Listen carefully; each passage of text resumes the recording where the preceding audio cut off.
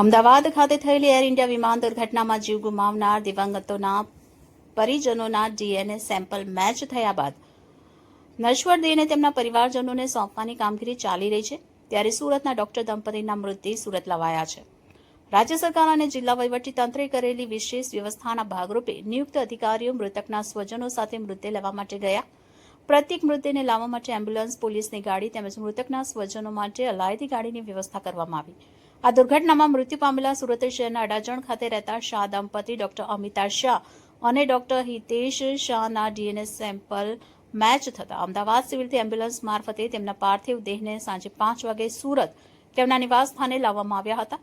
DNA sample મેચિંગથી લઈને અંતિમ સંસ્કાર સુધીની પ્રક્રિયામાં જિલ્લા વહીવટીતંત્ર અને રાજ્ય સરકારના અધિકારીઓ મૃતકોના પરિજનો સાથે સહાનુભૂતિપૂર્વક ખડે પગે રહ્યા હતા.